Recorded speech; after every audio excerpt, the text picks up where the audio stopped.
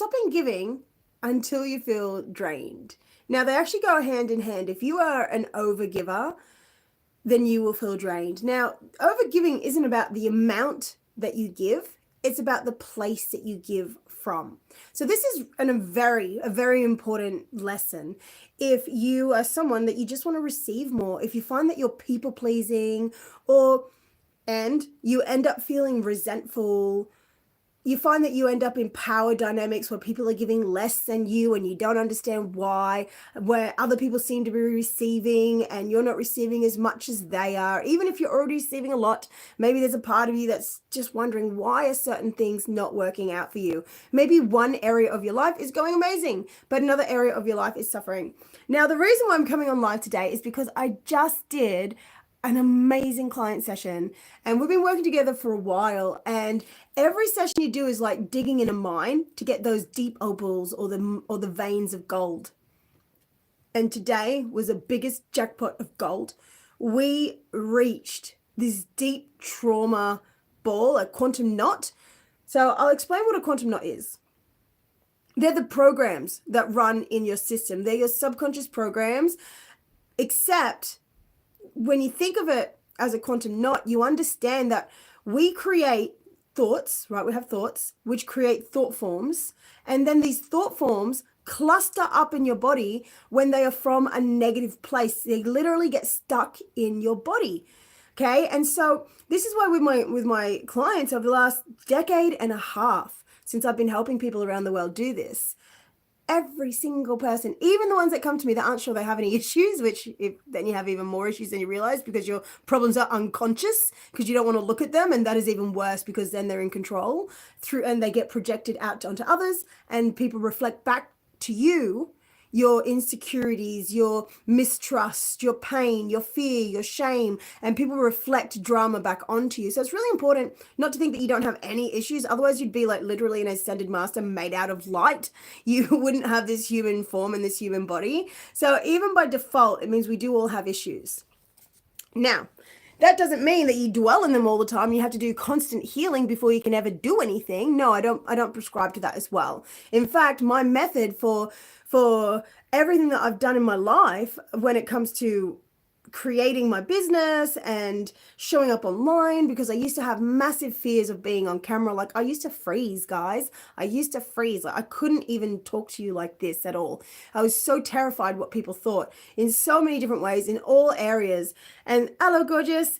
And this fear that I had would stop me from showing up. So what I've done the whole time is I do the 1-2 method, which is simply you do the healing, the energy alchemy to face the fears and change it, and then you take action. You don't just keep healing, waiting until you're better one day, because part of what makes you better is doing the work.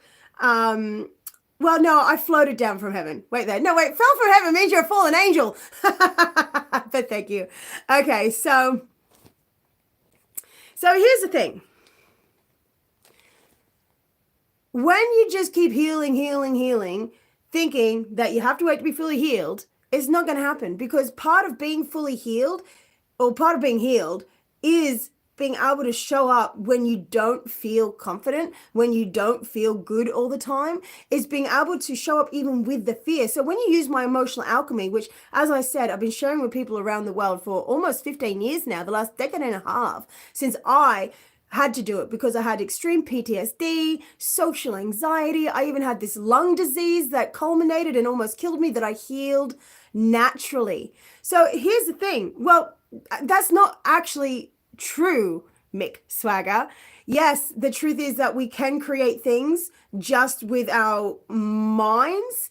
But at the same time, if you truly have faith, if you truly knew everything was working out, you would be putting in effort and action, maybe not in the way that people think, maybe not in the, okay, well, I have to do this A, B, C step, this 1, 2, 3 thing to get to there. No, it's not always that. But you do actually have to be sending energy inwards into the divine.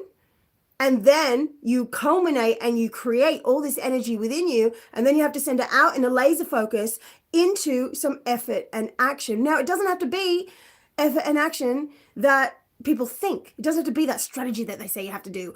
It could literally be something that seems unrelated almost, but at the same time, you have to be putting energy and action out into the world. We're meant to be here to be of service to others and to do good in the world. So if you just want to think you can manifest in your mind and just sit around and watch TV all day and have amazing things pop off around you, then you're drinking the Kool-Aid, and it's not going to work like that. Yes, amazing things can happen while you're watching TV, but that's because you put in work beforehand. You've set the foundation and the groundwork.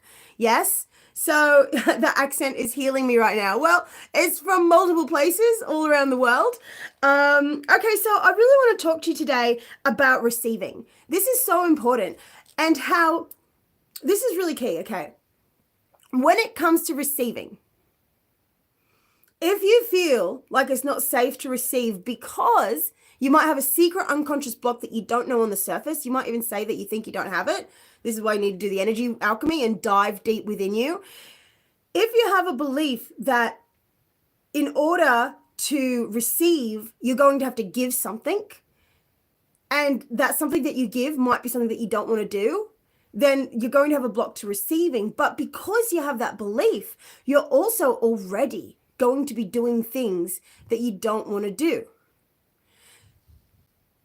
So what happens is we block ourselves from receiving the good because we think we're going to have to do things we don't want to do, yet we're already doing them just by default because of the fear that's in your system, because of the fear we have of losing love if we don't give what we think we have to give. And so do you know what happens? We get on this little hamster wheel of giving, but then when they don't give back in the same way, you think, well, why aren't they giving? Like, this isn't right. I'm a giver. I'm giving. But you're actually giving as an unconscious. You do not know you're doing this. And once you know you're doing this, you'll be able to change it. So you don't realize that if you're people pleasing and you think you're doing it because you're a good person, is you're doing it as a transaction. You're doing it because you're hoping that if you act in a certain way, which means even giving up what you really want to do and putting yourself second and putting that person first, then at some point they'll turn around and they'll treat you better and they'll give you what you want and they won't withdraw love from you. Okay, now, as I said, I've worked with thousands of people around the world over the last decade and a half, and time again, I see this pattern. And most people, like people who have it, you don't know that you have it because it's convoluted, and you don't go around thinking that, right? So what you have to actually realize is it's either two things, like positively. You either give just to give out of the joy of giving, or you give as a negotiation to receive something back. But people pleasers, they don't do the negotiating part. They just expect that if they give, and they wouldn't think of it like this, but this is what it is. It's a manipulation to maneuver the other person to act differently. So I don't understand what you mean. Is what a form of narcissistic behavior? Well, it definitely matches narcissism, but here's the thing. So so let me just get this out.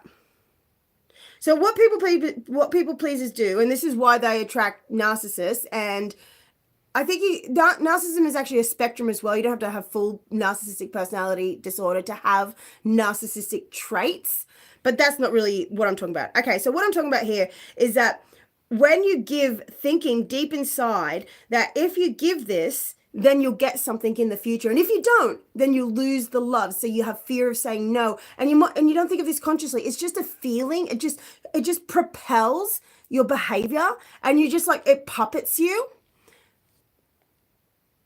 Well, yeah, it's certainly,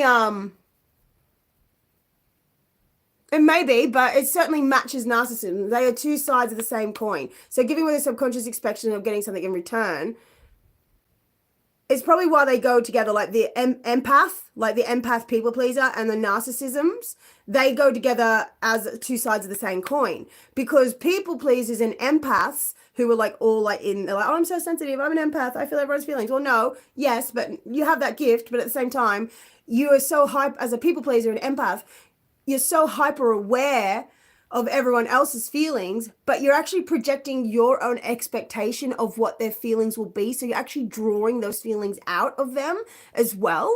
But when you can stay centered in your own frequency and be a frequency anchor and centered in your own power instead of constantly wondering what everyone else is doing and then adjusting yourself to them. That's a manipulation. Okay. And so these people pleaser empaths project they project everyone else's problems onto them, as everyone else's problem is their own fault. They have to fix everyone else's problems.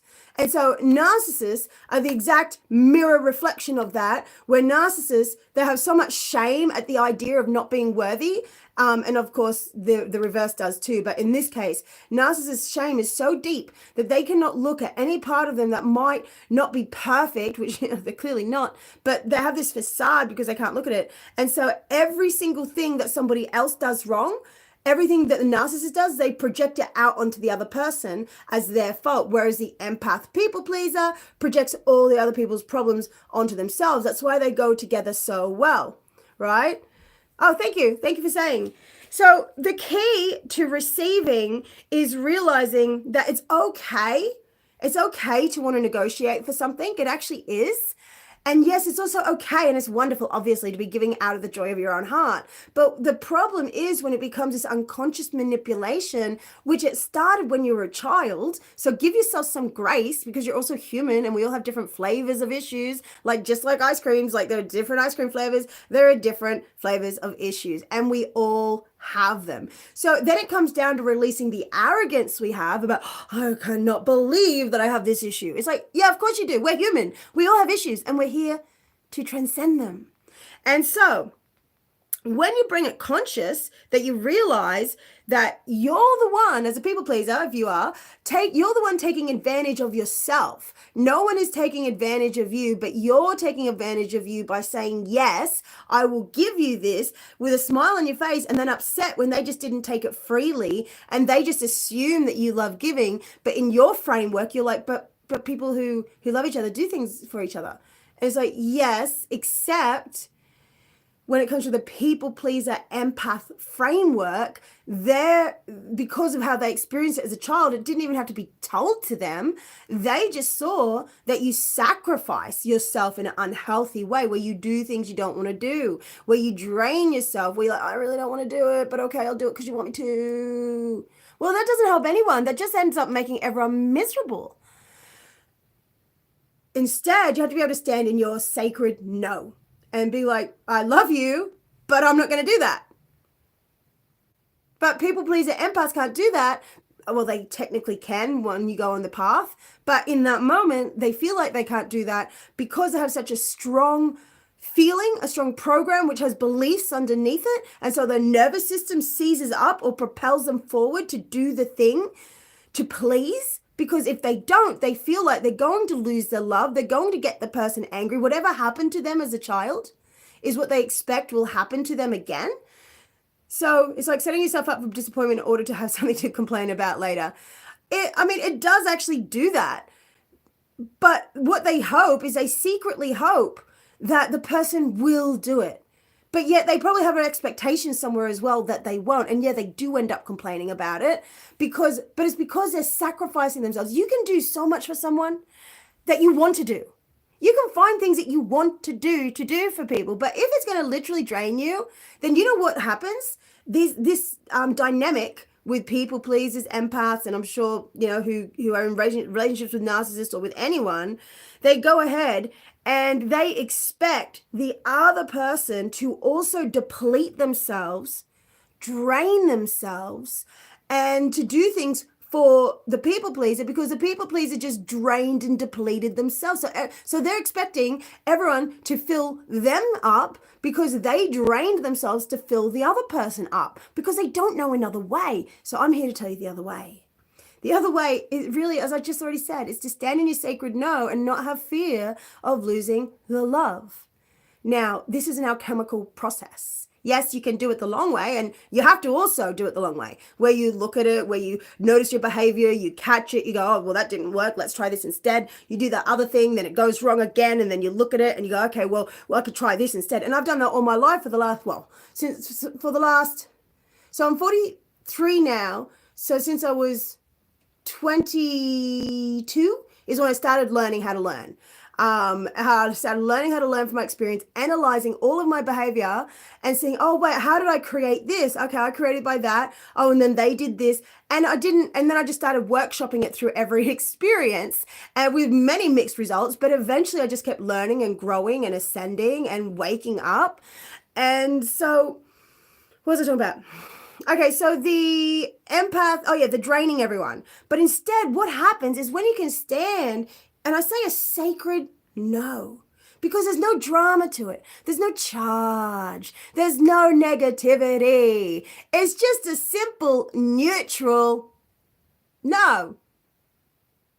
No, I'm not going to do that because it doesn't feel right for me. No, I'm not going to do that because I really don't want to.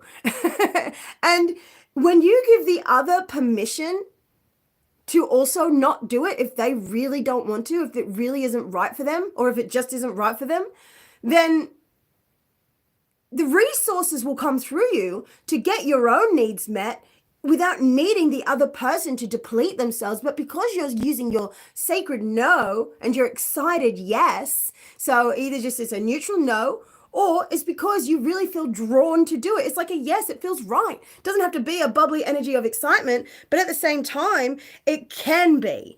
So this is why you have to understand it's okay to give. It's great to give. I mean, we're literally meant to be giving, aren't we? But if you're giving from a secret place of hoping that they will return it, then it's just going to hurt you. So I invite you to really look at this in yourself and discover where you're giving something and hoping that you'll get something in return. Now, there's a whole question framework that I run my private clients through that's beyond this, that's a bit too in depth for this YouTube video.